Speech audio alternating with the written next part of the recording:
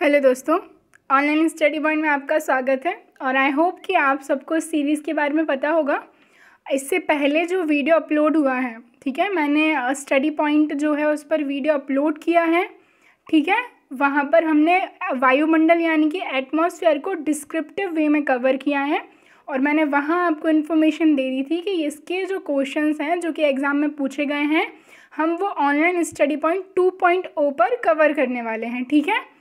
तो ऑलरेडी हम finish up कर चुके हैं सारा कुछ एटमॉस्फेयर और वायुमंडल के बारे में। अब हम जो है उसके क्वेश्चंस डिस्कस करेंगे, तो वीडियो को लास्ट तक देखिएगा। वीडियो अगर पसंद आए तो लाइक एंड शेयर ज़रूर करें। आपने अगर अभी तक चैनल को सब्सक्राइब नहीं किया तो प्लीज़ चैनल को सब्सक्राइब कर दीजिए, ओके। बेल आइकन प्रेस कर दीजिए ताकि नोटिफिकेशन आपको मिले।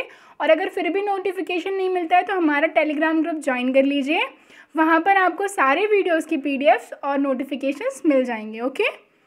और ये सीरीज़ ऐसे ही कंटिन्यू रहने वाली है। हम जो डिस्क्रिप्टिव वे में है वीडियो, वो जो हमारा मेन चैनल है, ठीक है ना, ऑनलाइन स्टडी पॉइंट, उस पर अपलोड करेंगे। और ड्यू टू क्या होता है कि वीडियोस की नोटिफिकेशन आप तक नहीं पहुंच पाते हैं, यूट्यूब मेजरली सारे वीडियोस की नोटिफिकेशन नहीं देता, इसलिए हम क्या करने वाले हैं, जो दूसरी वीडियो है वो इस वाले चैनल पर अपलोड करेंगे, जिसमें हम पहली वाली वीडियो के रिगार्डिंग सारे क्वेश्चन सॉल्व करेंगे, ओके। तो हम शुरू करते हैं जो हमारा क्विज़ है उसको। निम्नलिखित में से कौन सी गैस वायुमंडल में सर्वाधिक मात्रा में उपस्थित है, ठीक है। तो मैंने आपको बताया है सबसे ज़्यादा जो अमाउंट में प्रेजेंट है वो कौन सी गैस है, नाइट्रोजन है, ठीक है ना। कौन सी है, नाइट्रोजन है, लगभग 78.7%, ठीक है। जो ऑक्सीजन है वो 20.93 या फिर मेजरली हम कंसीडर कर लेते हैं 21%, ठीक है। इसके बाद जो कार्बन डाइऑक्साइड है वो कितनी है, तो ये है 0.03%। और जो आर्गन है 0.93%, ठीक है। सबसे ज़्यादा अमाउंट में क्या हुआ, तो नाइट्रोजन जो कि 78.07% प्रेजेंट है, ठीक है ना। और हम बात करें कि नाइट्रोजन की उपस्थिति के कारण ही वायु दाब, पवनों की शक्ति तथा प्रकाश के परावर्तन का आभास होता है, ठीक है ना। इस गैस का ना कोई रंग होता, ना ही कोई गंध होती, ना ही कोई टेस्ट यानी कि स्वाद होता है, ठीक है। नाइट्रोजन का सबसे बड़ा लाभ ये है कि ये वस्तुओं को तेज़ी से जलने से बचाती है, ठीक है ना। और हम बात करें कि अगर वायुमंडल में नाइट्रोजन नहीं होती तो आग पर नियंत्रण रखना बहुत ज़्यादा कठिन हो जाता, ठीक है। और नाइट्रोजन से क्या होता है, नाइट्रोजन से पेड़ पौधों में प्रोटीन का निर्माण होता है जो भोजन का मुख्य अंग है, ठीक है ना। और ये वायुमंडल में 128 किलोमीटर की ऊंचाई तक फैली हुई है, ओके। नेक्स्ट देखते हैं, नीचे दिए गए कथनों को ध्यानपूर्वक पढ़िए। तो देखिए, ये जो हैं कुछ लेयर्स जो हैं एटमॉस्फेयर की, कितनी होती हैं, 5 होती हैं। ट्रोपोस्फेयर, स्ट्रेटोस्फेयर, मीजोस्फेयर, थर्मोस्फेयर और एक्सोस्फेयर, ठीक है। शोभ मंडल होता है, समताप मंडल होता है, मध्यम मंडल होता है, ठीक है। जो ताप मंडल होता है उसी में आयन मंडल होता है और जो है आपका बाह्य मंडल होता है। तो ये जो कथन है ये कौन से मंडल के लिए लिखे गए हैं, इसमें संस्तर में धूलकण तथा जल वाष्प मौजूद होते हैं। इस संस्तर में मौसम में परिवर्तन होता है और जैविक क्रिया के लिए संस्तर सबसे ज़्यादा महत्वपूर्ण है, ठीक है। तो कौन सी लेयर की बात हो रही है, तो ये हो रही है क्षोभ मंडल के बारे में बात, ठीक है, जो ट्रोपोस्फेयर है। ऑलरेडी मैंने सारा कुछ आपको वीडियो में एक्सप्लेन किया होगा। आई होप आप लोगों को कुछ डाउट ना रहा हो। अगर फिर भी कुछ डाउट रह जाता है तो आप कमेंट सेक्शन में पूछ सकते हैं। और ये जो हमारी PDF है लगभग सबको पता होगा इसके बारे में। अगर फिर भी अभी तक किसी को पता नहीं है और किसी ने नहीं ली है तो वो नीचे दी हुई जो लिंक है डिस्क्रिप्शन में, उसमें जाके इसको डाउनलोड कर सकते हैं, ओके। और जो पिछली वीडियो है एटमॉस्फेयर वाली, अगर आपने नहीं देखी है तो उसकी लिंक भी डिस्क्रिप्शन में है, आप वो भी देख सकते हैं। और ये सारी एग्ज़ाम के लिए बहुत ज़्यादा हेल्पफुल होने वाली है। अगला क्वेश्चन देखते हैं, ओजोन परत पाई जाती है। तो ओजोन परत जो है समताप मंडल यानी कि स्ट्रेटोस्फेयर में पाई जाती है। और ये हमारे लिए बेनिफिशियल क्यों है, क्योंकि जो सन से आने वाली रेज़ हैं, UV रेज़, ठीक है ना, परावैंगनी किरणें, उनको एब्जॉर्व कर लेती है और हमें उनसे बचाती है, ठीक है ना। ये आपको याद रखना है। ओजोन लेयर समताप मंडल में पाई जाती है। ओजोन लेयर का काम क्या है, तो इसका काम ये है कि UV रेज़ को ये एब्जॉर्व कर लेती है। वायुमंडल की किस परत से पृथ्वी द्वारा भेजी गई रेडियो तरंगे वापस पृथ्वी पर लौट आती हैं, तो ये कौन सा मंडल है, हम बात करें आयन मंडल, ठीक है। आयन मंडल जो है तापमंडल के भाग को, तापमंडल का जो निचला हिस्सा होता है ना, उसी को आयन मंडल बोलते हैं, ठीक है ना। 80 से लेके 550 किलोमीटर तक का। और जो तापमंडल है वो 80 से लेकर लगभग 700 किलोमीटर तक फैला हुआ है। तो ये जो निचला पोर्शन है इसको क्या आयनमंडल बोलते हैं। और इसमें क्या होता है कि जो पृथ्वी से रेडियो तरंगें भेजी जाती हैं वो पृथ्वी पर लौट आती हैं, जिसके कारण रेडियोस, टेलीविज़न ये सब हम देख पाते हैं।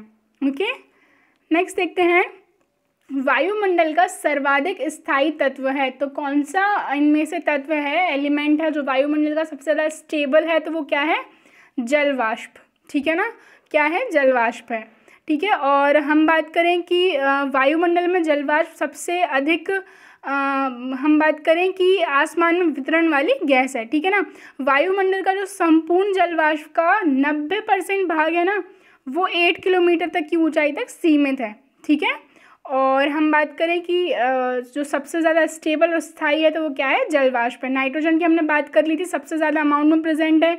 ऑक्सीजन सेकंड अबंडेंट गैस है। ठीक है ना, कार्बन डाइऑक्साइड ज़रूरी है जो टेम्परेचर बैलेंसिंग है उसके लिए, इसके बाद प्लांट्स के लिए भी। ठीक है ना, प्लांट्स अपना जो फूड प्रिपेयर करते हैं उसके लिए इनको चाहिए होती है, फिर इसके बाद वो क्या करते हैं, ऑक्सीजन रिलीज़ करते हैं।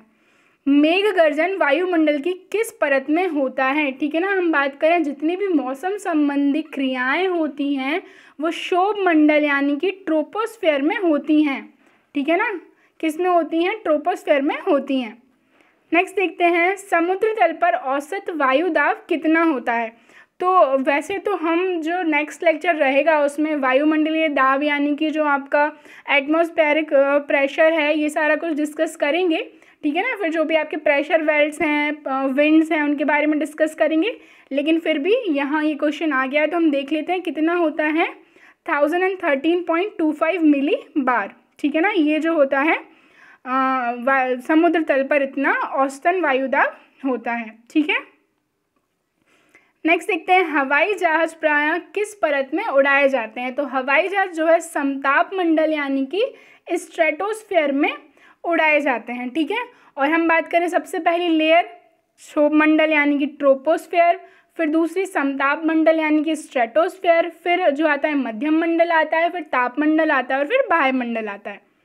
नेक्स्ट देखते हैं वायु दाब में अचानक आने वाली कमी निम्नलिखित में से किसका सूचक होती है। तो ये किसका सूचक होती है, ये होता है तूफानी मौसम का। वायु दाब से आपको सिंपली याद क्या रखना है कि जो देखिए जो लेयर हैं एटमॉस्फेयर की, जो लेयर्स हैं वो अर्थ पे जो प्रेशर एक्सर्ट कर रही हैं। ठीक है ना, वो क्या होता है, वायुमंडलीय दाब हम उसको बोलते हैं। ठीक है, नेक्स्ट देखते हैं सामान्य वायुदाब पाया जाता है। तो सामान्य वायुदाब कहाँ पाया जाएगा, सागर तल पे, हम जो सी लेवल की बात करते हैं ना वहीं पर। नेक्स्ट देखते हैं निम्नलिखित में से कौन सी गैस ग्रीन हाउस प्रभाव के लिए उत्तरदायी है। तो कौन सी गैस है, लगभग सबको पता है, ये चीज़ हम बचपन से पढ़ रहे हैं, कार्बन डाइऑक्साइड। ठीक है ना, तो इसका जो ज़्यादा अमाउंट बढ़ रहा है उसके कारण से क्या है, ग्लोबल वार्मिंग के लिए रिस्पॉन्सिबल है। ग्लोबल वार्मिंग क्या, जो टेम्परेचर इंक्रीमेंट हो रहा है उसके कारण से ग्लेशियर्स का पिघलना, तो ये हमारे नेचर के लिए बहुत ज़्यादा हार्मफुल है। कार्बन डाइऑक्साइड ज़रूरी क्यों है, क्योंकि ये जो टेम्परेचर बैलेंसिंग होती है अर्थ की, जो सन से आने वाली रेज हैं और जो टेरेस्ट्रियल रेडिएशंस हैं उनको क्लॉक कर लेती है, इसलिए ये ज़रूरी है। ठीक है ना, अगर ये नहीं होगी तो टेम्परेचर बैलेंसिंग नहीं होगी, लेकिन ये ज़्यादा हो रही है उस वजह से क्या हो रहा है, टेम्परेचर बढ़ रहा है, ग्लोबल वार्मिंग के लिए ये जो है रिस्पॉन्सिबल है। ओके, और प्लांट्स के लिए भी इम्पॉर्टेंट है क्योंकि प्लांट्स को फूड प्रिपेयर करने के लिए CO2 चाहिए होता है, फिर उसके बाद ही वो ऑक्सीजन रिलीज करते हैं। नेक्स्ट देखते हैं क्षोभ मंडल की धरातल से औसत ऊंचाई कितनी है। तो हम बात करें तो क्षोभ मंडल है, आपको सिंपली याद ही रखना है कि ध्रुवों पर इसकी जो ऊंचाई होती है वो 8 किलोमीटर होती है और विषुवत रेखा पर जो उसकी ऊंचाई होती है वो कितनी होती है, 18 किलोमीटर होती है। ठीक है, अब देखिए इस क्वेश्चन में जो है ये हमें क्लैरिफाई नहीं किया कि कहाँ पर पूछा है। ठीक है, सिंपली धरातल बोल दिया है, तो जहाँ से मैंने ये क्वेश्चन लिया है उस बोर्ड ने इसका आंसर दिया था 8 किलोमीटर। ठीक है, लेकिन आपको दोनों याद रखना है कि पोल्स यानी कि ध्रुवों पर 8 किलोमीटर लगभग अप्रॉक्स होती हैं ये क्वांटिटीज़। ठीक है, इसके बाद विषुवत रेखा यानी कि इक्वेटर पे कितनी हो रही है, ये तो 18 किलोमीटर। ठीक है, अगला क्वेश्चन देखते हैं किस गैस की उपस्थिति के कारण वायुदाब, पवनों की शक्ति तथा प्रकाश के परावर्तन का आभास होता है। तो ये ऑलरेडी मैंने आपको बता दिया कौन सी गैस है, तो ये है नाइट्रोजन, जो कि सबसे ज़्यादा अमाउंट में एटमॉस्फेयर में प्रेजेंट है। नेक्स्ट देखते हैं क्षोभ मंडल पर जो क्षोभ मंडल है उसकी भूमध्य रेखा पर कितनी होती है ऊंचाई, किलोमीटर्स में, तो 18 किलोमीटर्स होती है, जो कि मैंने आपको बताया। देखिए इस क्वेश्चन में क्लियर कर दिया है, भूमध्य रेखा पर उसकी ऊंचाई पूछ ली है, लेकिन जो पिछला क्वेश्चन था उसमें क्लैरिफाई नहीं था, इसलिए मैंने ये 2 बार डाला है।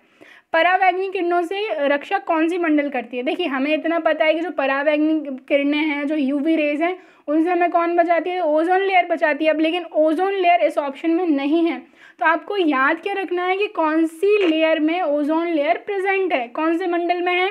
समताप मंडल, यानी कि स्ट्रेटोस्फीयर में जो ओजोन लेयर है वो प्रेजेंट होती है। ओके, नेक्स्ट देखते हैं, निम्न में से कौन सी गैस भारी है?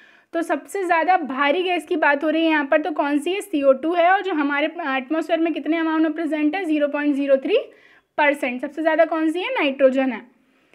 नेक्स्ट देखते हैं, क्षोभ मंडल की विशेषताएं निम्न में से नहीं है, तो कौन सी है जो क्षोभ मंडल पे नहीं है? वायुमंडल की सबसे निचली परत है, जी हाँ, ठीक है ना। इसकी ऊंचाई ध्रुवों पर ज़्यादा व भूमध्य रेखा पर कम मिलती है, तो ये तो गलत है, क्योंकि हमने देखा था ध्रुवों पर 8 किलोमीटर है और भूमध्य रेखा पर कितनी है? 18 है, तो ये तो पहले ही गलत हो गया, ठीक है। इस मंडल से धरातल से ऊंचाई पर जाने पर प्रति 1000 मीटर पर 6.4 डिग्री सेल्सियस तापमान कम हो जाता है, ठीक है। और आप ऐसा भी याद रख सकते हैं, 165 मीटर जाने पर जो है 1 डिग्री सेल्सियस कम होता है। इस मंडल में जो समवहनीय क्रिया होती हैं वह संपन्न होती हैं, ठीक है। तो ये सारे ऑप्शन करेक्ट हैं, बी वाला जो है इसका विशेषता नहीं है। नेक्स्ट देखते हैं, वायुमंडल के संपूर्ण जलवाष्प का 90% कितने किलोमीटर तक पाया जाता है? तो मैंने आपको बताया था कितने किलोमीटर? 8 किलोमीटर तक जो जलवाष्प है वायुमंडल में उसका सारा भाग पाया जाता है। नेक्स्ट देखते हैं, किस मंडल में D, E एवं F परतें पाई जाती हैं? तो ये कौन सा मंडल है जिसमें ये लेयर्स पाई जाती हैं? तो ये है आयन मंडल, यानी कि आयनोस्फेयर, जो कि किसका पार्ट है? तापमंडल का, यानी कि थर्मोस्फेयर का, ठीक है। तो इसकी ऊंचाई की हम बात करें तो ये किस में प्रेजेंट होता है? तो ये प्रेजेंट होता है जो तापमंडल है, थर्मोस्फेयर के निचले पार्ट को जो है आयनमंडल बोला जाता है, आयनोस्फेयर बोला जाता है, ठीक है ना। इस मंडल में सबसे नीचे स्थित डी लेयर होती है, जो लॉन्ग रेडियो वेव्स एवं E1, E2 और F1, F2 परतों से शॉर्ट रेडियो वेव का जो है परिवर्तित होती हैं, जिसके फलस्वरूप क्या होता है? पृथ्वी पर रेडियो, टेलीविज़न, टेलीफोन, ठीक है, एवं रडार आदि की सुविधा प्राप्त होती है। और इस जो संचार उपग्रह है, यानी कि जो कम्युनिकेशन सैटेलाइट हैं, वो भी इसी लेयर में जो है प्रेजेंट होती हैं, ठीक है। आई होप आपको समझ में आया होगा। नेक्स्ट देखते हैं, वायुमंडल में सर्वाधिक मात्रा में विद्यमान अक्रिय गैस कौन सी है? ठीक है, नोबल गैस की बात यहाँ पर हो रही है, तो कौन सी गैस है? इनमें से आर्गन हमने बात की थी, लगभग 0.93% ये प्रेजेंट है।